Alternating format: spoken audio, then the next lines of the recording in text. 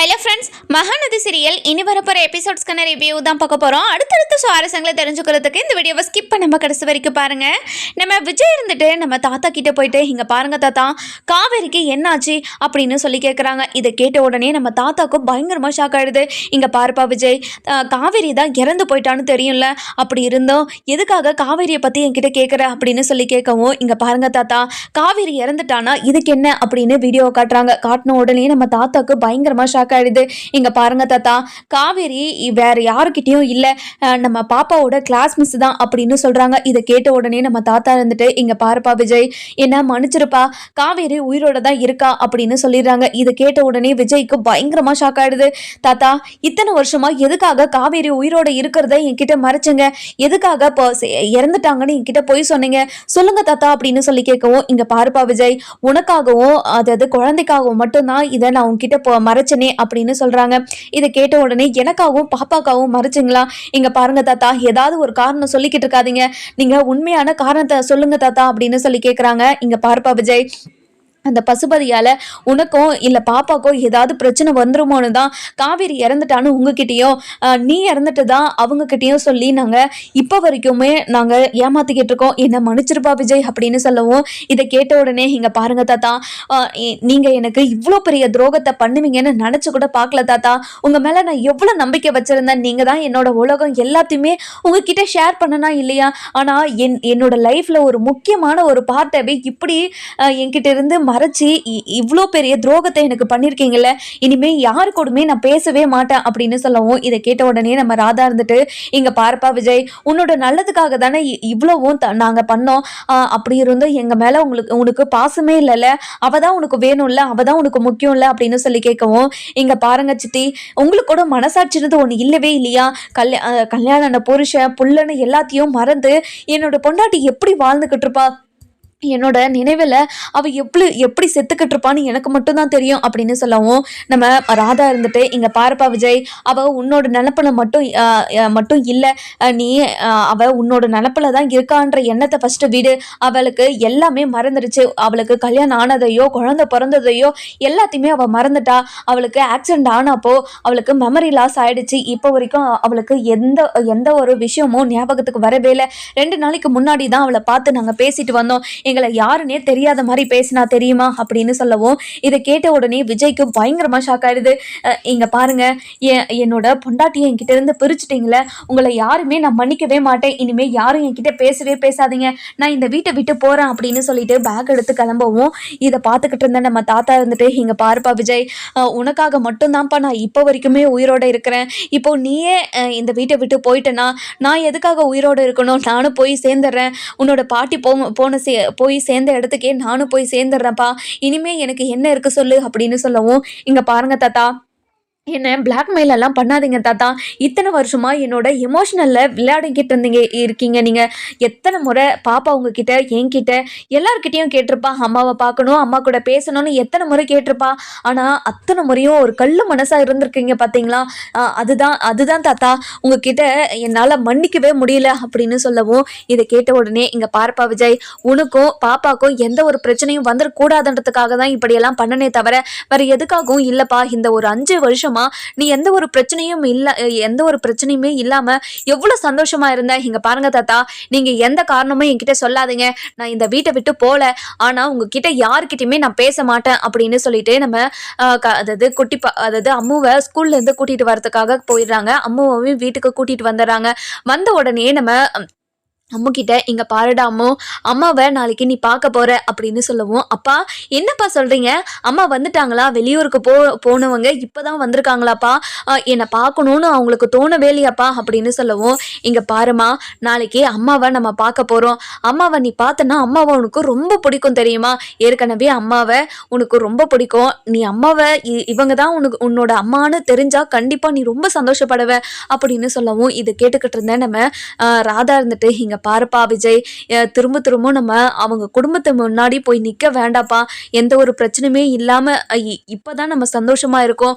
அப்படி இருக்கும்போது நம்ம எதுக்காக பிரச்சனையை தேடி போனோம்? வேணாப்பா விஜய் அப்படின்னு சொல்லவும் இதை கேட்டுக்கிட்டு இருந்த நம்ம விஜய் இருந்துட்டு, இங்கே பாருங்க சித்தி, நான் உங்ககிட்ட பொறுமையாக பேசிக்கிட்டு இருக்கேன்னா என்னோட குழந்தைக்காக மட்டும்தான். என்னோட பொறுமையை நீங்கள் சோதிக்காதீங்க. கொஞ்ச நேரம் முதல்ல இங்கேருந்து போங்க. நானும் என்னோட பாப்பாவும் பேசிக்கிட்டு இருக்கோம்ல அப்படின்னு சொல்லிட்டு நம்ம ராதாவை வெளியே அனுப்பிடுறாங்க. அதுக்கப்புறம் அன்பு இருந்துட்டு நம்ம ராதாக்கிட்டையும் நம்ம தாத்தாக்கிட்டையும், இங்கே பாருங்க மாமா, இனிமே விஜயை கண்டிப்பாக நம்ம கட்டுப்படுத்த முடியாது. அதனால் அந்த சாரதாவையும் அந்த காவேரியும் இந்த ஊரை விட்டியே நான் துரத்த போகிறேன் அப்படின்னு சொல்கிறாங்க. இதை கேட்ட உடனே நம்ம தாத்தா இருந்துட்டு, இங்கே பாருங்க மாப்பிள்ள, இனிமே கண்டிப்பாக காவேரி உயிரோட இருக்கான்னு தெரிஞ்சிருந்தோம். அவள் எங்கே இருக்கா என்ன ஏதுன்னு கண்டிப்பாக கண்டுபிடிக்காம விட மாட்டான் விஜய். அதனால் நீ எதுவுமே பண்ணாதப்பா. அவங்க 2 பேரும் சேரட்டும். அவங்க 2 பேரும் சேர்றதான் இந்த விதியில எழுதியிருக்கனா, அது நடக்கட்டும் விட்டுரு அப்படின்னு சொல்லிடுறாங்க. நம்ம ராதா இருந்துட்டு, அப்பா என்னப்பா பேசுறீங்க? இங்க பாருப்பா, இங்க பாருமா ராதா, நீயும் கொஞ்ச நேரம் அமைதியா இருமா, என்னதான் நடக்குதுன்னு நாமளும் பார்ப்போம் அப்படின்னு சொல்லிட்டு பொறுமையா இருக்காங்க. இன்னொரு பக்கம் பார்த்தீங்கன்னா நம்ம அம்மு இருந்துட்டு, அப்பா இப்போ நான் அம்மாவை பார்க்கணுன்னு ஆசையாக இருக்குதுப்பா. அம்மா நாளைக்கு வருவாங்கன்னு சொல்கிறீங்க, நாளைக்கு ஸ்கூலுக்கு லீவ் போட்டுறவா நான் அப்படின்னு சொல்லவும், இல்லைடா நம்ம ஸ்கூலில் போயிட்டு தான் அம்மாவை மீட் பண்ண போகிறோம், ஸ்கூலுக்கு தான் அம்மாவை வர சொல்லியிருக்கேன், நீ கவலைப்படாத சரியா அப்படின்னு சொல்லவும், அப்பா அம்மா எப்படிப்பா இருப்பாங்க? அம்மா அழகாக இருப்பாங்களா? இங்கே பாருடா, நான் உனக்கு ஒரு கதை சொல்லுவேன் இல்லையா, அந்த கதையில் வர ஒரு ஹீரோயின் மாதிரி இருப்பா தெரியுமா அப்படின்னு சொல்லி நம்ம காவேரியை பற்றி ஒவ்வொன்றா சொல்லிக்கிட்டு இருக்காங்க. அதுக்கப்புறம் என்ன, அடுத்த நாள் காலையில் நம்ம விஜய் இருந்துட்டு பயங்கர சந்தோஷமா ஒரு மாதிரி எக்ஸைட்மெண்ட்டா சீக்கிரமா எழுந்து பாப்பாவை ரெடி பண்ணி பாப்பாவுக்கு சாப்பாடு ஊட்டி தானும் ரெடி ஆகி பயங்கர சந்தோஷமா ஸ்கூலுக்கு போறாங்க. ஸ்கூலுக்கு போன உடனே ரொம்ப ஃபாஸ்டா போயிட்டு பிரின்சிபல் ரூம்ல, மேம் இன்னைக்கு கிளாஸ் மிஸ் வந்துட்டாங்களா மேம் அப்படின்னு சொல்லி கேட்கவும், வந்துட்டாங்க சார், அவங்க ஸ்டாஃப் ரூமில் தான் இருப்பாங்க, போய் பாருங்கள் சார் அப்படின்னு சொல்லிடுறாங்க. அதுக்கப்புறம் என்ன, நம்ம குட்டி பாப்பா கூட்டிகிட்டு ஸ்டாஃப் ரூமுக்கு போகிறாங்க. போன உடனே நம்ம விஜய் இருந்துட்டு காவேரியை பார்த்துட்டு பயங்கர எமோஷ்னலாக ஒரு மாதிரி அழுதுகிட்டே காவேரி அப்படின்னு சொல்லி கூப்பிடுறாங்க. நம்மளை யாரா கூப்பிடுறதுன்னு சொல்லிட்டு நம்ம காவேரி திரும்பி பார்க்கவும் விஜய் தான் நிற்கிறாரு. விஜய் நின்ற உடனே இவர் ஏற்கனவே கனவுல வந்தவராச்சே, அதனால் ரொம்பவே எமோஷ்னலாக நம்ம காவேரியும் பார்த்துக்கிட்டு இருக்காங்க. இவருக்கு எப்படி என்னோட பேர் தெரியும் அப்படின்னு பயங்கர எமோஷ்னலாக போயிட்டு காவேரி கிட்ட நின்று, காவேரி என்னை யாருன்னு உனக்கு தெரியுதா காவேரி அப்படின்னு சொல்லி கேட்கவும், நம்ம குட்டி காவேரி இருந்துட்டு, அப்பா என்னப்பா அம்மா கிட்ட கூட்டிட்டு போறேன்னு சொன்னீங்க, என்னோட கிளாஸ் மிஸ் கிட்ட கூட்டிட்டு வந்திருக்கீங்க, என்னாச்சுப்பா அப்படின்னு சொல்லி கேட்கவும், இங்க பாருடாமோ இவங்க தான் உன்னோட அம்மா, இங்க பாரு காவேரி, நான் தான் உன்னோட புருஷன், உனக்கு ஞாபகம் இருக்கா, நமக்கு ஆக்சிடெண்ட் ஆனப்போ உனக்கு கல்யாணம் ஆனதையோ உனக்கு குழந்தை பிறந்ததையோ நீ மறந்துட்டேன்னு என்னோட தாத்தா இப்போ தான் எனக்கு சொன்னார். அதுவும் நீ உயிரோட நீ இறந்துட்டதா என்கிட்ட சொல்லியிருந்தாங்க. ஆனால் நீ உயிரோடு இருக்கிறத தெரிஞ்சு நான் இப்போ உனக்காக தான் வந்திருக்கேன் காவேரி அப்படின்னு எமோஷ்னலாக பேசவும், இதை கேட்ட காவேரிக்கு ஒன்றுமே புரிய மாட்டேங்குது. இங்கே பாருங்கள் சார், நீங்கள் யாருன்னே தெரியல, என்னோட லைஃப்பில் நீங்கள் ஒரு முக்கியமான பார்ட்டாக இருந்திருக்கீங்கன்னு மட்டும் எனக்கு புரியுது. ஆனால் நான் அதாவது நீங்கள் என்னோட லைஃப்பில் இருந்ததையோ எதுவும் எனக்கு ஞாபகமே இல்லைங்க சார் அப்படின்னு சொல்லிடுறாங்க. இங்க பாரு காவேரி, உனக்கு மெமரி லாஸ் ஆனது எனக்கும் தெரிஞ்சதுனால தான் உன்கிட்ட வந்து எல்லாத்தையும் எக்ஸ்பிளைன் பண்ணலான்னு வந்திருக்கேன். 5 வருஷமா உன்னோட நினப்புல மட்டும்தான் நான் இருக்கேன். நீ என்னை விட்டுட்டு சாமி கிட்ட போயிட்டுன்னு எல்லாருமே உன்னையும் என்னையும் பிரிச்சு வச்சுட்டாங்க. உங்க வீட்லயும் நான் இறந்துட்டு தான் சொல்லி தான் உங்க வீட்டுல சொல்லி வச்சிருக்காங்க. அதனாலதான் என்னை பத்தி உன்கிட்ட யாருமே பேசியிருக்க மாட்டாங்கன்னு நினைக்கிறேன் அப்படின்னு சொல்றாங்க.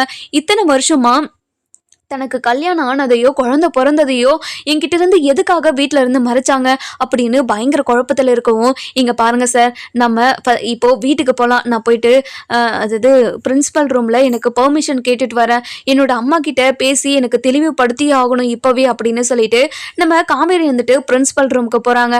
போன உடனே, மேம் எனக்கு ஒரு 2 hours பெர்மிஷன் வேணும் மேம், ஒரு முக்கியமான விஷயம் ப்ளீஸ் மேம் அப்படின்னு சொல்லவும், சரிங்க கொஞ்சம் சீக்கிரமாக வாங்க, நேற்றே லீவு போட்டுட்டீங்க, இன்னைக்கு கிளாஸை பார்த்துக்க ஆள் இல்லை, கொஞ்சம் சீக்கிரமாக போயிட்டு வந்துருங்க அப்படின்னு பெர்மிஷனை கொடுத்துட்றாங்க. அதுக்கப்புறம் நம்ம விஜயை கூட்டிட்டு வீட்டுக்கு கிளம்புறாங்க. வீட்டுக்கு போன உடனே நம்ம காவேரியும் விஜயும் ரொம்பவே குழப்பத்தில் தான் போகிறாங்க. ஆனால் நம்ம விஜய்க்கு பயங்கர சந்தோஷம், தன்னோட பொண்டாட்டி உயிரோட தான் இருக்கா அப்படின்னு நினச்சி ஒவ்வொரு நிமிஷமும் சந்தோஷத்துலேயே அப்படியே துள்ளி குதிச்சுக்கிட்டு இருக்காங்க. இங்கே பாரு காவேரி, இத்தனை வருஷமா நீ இறந்துட்டு தான் நினச்சி நான் உன்னோட நினப்பில் தான் வாழ்ந்துக்கிட்டு இருந்தேன். ஆனால் நீ உயிரோடு இருக்குன்னு தெரிஞ்ச அடுத்த நிமிஷமே என் மனசு எவ்வளோ சந்தோஷப்பட்டு தெரியுமா? இங்கே பாரு காவேரி, உன்னை ரொம்ப மிஸ் பண்ண ஒவ்வொரு நாளும் உன்னோட நினப்பை போக்குறதுக்காக தான் என்னோட பாப்பா என் கூடவே இருந்தா. கண்டிப்பாக பாப்பா மட்டும் இல்லைன்னா உன்னோட நினப்பாலே நான் செத்துருப்பேன். நீ உன்னை எப்போ என்கிட்ட வந்து செத்துட்டாங்கன்னு சொன்னாங்களோ அடுத்த நிமிஷமே நான் செத்துட்டேன் தெரியுமா அப்படின்னு என்னென்னமோ பேசிக்கிட்டே வராங்க. ஆனால் நம்ம காவேரிக்கு எதுவுமே புரிய மாட்டேங்குது. அப்படியே தலைமண்டை வெடிக்கிற மாதிரியே இருக்குது. இங்கே பாருங்க, நீங்கள் ஏதோ சொல்கிறீங்க, ஆனால் எதுவுமே என்னோட லைஃப்பில் நடந்ததா எனக்கு ஞாபகமே இல்லை. எனக்கு ரொம்ப குழப்பமாக இருக்குது. என்னோட அம்மா கிட்ட பேசிட்டு நம்ம எல்லாத்தையும் நம்ம தெளிவுபடுத்திக்கலாம் அப்படின்னு சொல்லிட்டு வீட்டுக்கு போயிடுறாங்க. வீட்டுக்கு போன உடனே நம்ம காவேரி போயிட்டு காலிங் பெல் அடிக்கவும் நம்ம சாரதா யாரா இருக்கோம் அப்படின்னு சொல்லிட்டு வந்து கதவை திறக்கிறாங்க. திறந்த உடனே நம்ம விஜயும் காவேரியும் நிற்கிறத பார்த்துட்டு அப்படியே தகச்சு போய் நிற்கிறாங்க. விஜய் உயிரோட தான் இருக்காருன்னு அவங்களால நம்பவே முடியல. இதெல்லாம் கனவா அப்படின்னு கிள்ளி பார்த்துக்கிறாங்க. அதுக்கப்புறம் என்ன, அத்தை இங்க பாருங்க அத்தை, நான் உயிரோட தான் இருக்கேன், நான் இறந்துட்டு தான் உங்ககிட்ட சொன்னது எல்லாமே போய் காவேரி இறந்துட்டு தான் என்கிட்ட சொல்லி என்னையும் காவேரியும் பிரிச்சுட்டாங்க அப்படின்னு சொல்றாங்க. தம்பி, என்ன தம்பி சொல்றீங்க நீங்க? எனக்கு ஒன்றும் புரியல. இங்க பாருங்க அத்தை, காவேரி இந்த ஊருக்கு ஸ்கூலுக்கு டீச்சராக வந்ததுக்கு அப்புறம் தான் காவேரி உயிரோட இருக்கான்னு எனக்கு தெரியும். என்னோட பொண்ணை அதாவது ஸ்கூலில் சேர்த்துனதுக்கு அப்புறம் தான் என்னோட பொண்ணு காவேரி கிட்ட ரொம்ப அட்டாச் ஆகிட்டா. ஃபஸ்ட்டு நாளே வந்து ரொம்ப சந்தோஷமாக சொன்னா. அப்போவே நான் யோசிச்சிருக்கணும், நான் போயிட்டு கிளாஸ் மிஸ் யாருன்னு பார்த்துருக்கணும். அப்போவே பார்த்துருந்தா கண்டிப்பாக காவேரி தான் என் பொண்டாட்டின்னு தான் நான் தெரிஞ்சிருக்கோம் அப்படின்னு சொல்கிறாங்க. இதை கேட்ட உடனே நம்ம விஜய் அதாவது சாரதாக்கும் பயங்கர ஷாக். தம்பி, நீங்கள் உயிரோடு இல்லை சொல்லிட்டு எங்ககிட்ட சொல்லிட்டாங்க தம்பி. இத்தனை வருஷமா என்னோட பொண்ணுகிட்ட உங்க கூட கல்யாணம் ஆனதையோ அதாவது குழந்தை பிறந்ததையோ எதுவுமே அவளுக்கு நாங்க ஞாபகப்படுத்தவே இல்லை. இப்போ வரைக்கும் என்னோட லைஃப்ல விஜய்னு யாராச்சும் இருந்தாங்களான்னு அடிக்கடிக்கு கேட்டுக்கிட்டே இருப்பா. ஆனா அப்படி யாரும் இல்லைன்னு சொல்லிட்டு நாங்க சொல்லிக்கிட்டு இருப்போம். ஏன்னா விஜயன்ற ஒருத்தர் உன்னோட புருஷன்னு சொன்னா அவர் இப்போ எங்க இருக்காரு, என்னை விட்டுட்டு எங்க போயிட்டாரு அப்படின்னு கேட்டா உன்னோட புருஷன் இறந்துட்டாண்டின்னு சொன்னா அவ மனசு ரொம்ப பாடுபடுன்றதுக்காக தான் அவகிட்ட எந்த ஒரு விஷயத்தையும் நாங்க ஞாபகப்படுத்தாம இருந்தோம் தம்பி அப்படின்னு சொல்றாங்க. இங்க பாருங்க அத்தை, இத்தனை வருஷம் கழிச்சு உங்களை எல்லாம் பார்த்தது எனக்கு ரொம்ப சந்தோஷமா இருக்குது தம்பி அப்படின்னு சொல்லவும், இங்க பாருங்க தம்பி, அது என்னோட பேத்தியை பார்க்கறதுக்காக நான் எவ்வளவோ முயற்சி பண்ணேன். நீங்க பழைய வீட்டில் போயிட்டு பார்த்தா அவங்க பழைய வீட்டில் இருந்து நீங்க எப்போவோ காலி பண்ணிட்டு போயிட்டீங்க அப்படின்னு சொன்னாங்க. ஆனால் நான் என்னோட பேத்தியை பார்க்கறதுக்காக நான் எத்தனை முறை ட்ரை பண்ணேன்னு தெரியுமா? ஆனால் உங்கள் வீட்டில் இருக்கிறவங்க யாருமே என்னோட பேத்தியை பார்க்கவே விடலை. கை குழந்தையா அவளை பார்த்தது இப்போ நல்லா வளர்ந்துருப்பாள் அப்படின்னு சொல்லவும், இங்கே பாருங்க அத்தை, காவேரியோட கிளாஸில் அதாவது காவேரிக்கு பிடிச்ச பொண்ணு தான் உங்களோட பேத்தி அப்படின்னு சொல்லவும், இதை கேட்ட உடனே நம்ம காவேரிக்கு ஒன்றுமே புரிய மாட்டேங்குது. இங்கே என்னதான்மா நடந்துக்கிட்டு இருக்கு, இங்கே நடக்கிறது எதுவுமே எனக்கு புரியவே மாட்டேங்குது. எனக்கு என்னென்னு சொல்லுமா, எனக்கு ரொம்ப குழப்பமாக இருக்குதுமா. இவர் வந்து ஸ்கூலில் இப்படி தான் பேசிக்கிட்டு இருந்தாரு, ஆனால் எனக்கு எதுவுமே புரியல தெரியுமா. எனக்கு ரொம்ப கஷ்டமாக இருக்குதுமா. என்ன இத்தனை வருஷமா என்கிட்ட இருந்து ஏமா இதெல்லாம் என்கிட்ட இருந்து மறைச்ச அப்படின்னு சொல்லவும், இங்கே பாரடி காவேரி, ஏதோ சூழ்நிலை கைதியா நான் மாட்டிக்கிட்டேன்டி. உன்கிட்ட எதுவுமே சொல்ல முடியாத நிலைமையில இருந்தேன். இப்போ விஜய் தம்பி உயிரோடு இருக்கிறத பார்த்தாவே எனக்கு அவ்வளோ சந்தோஷமா இருக்குது. அதாவது ஒரு குழந்தை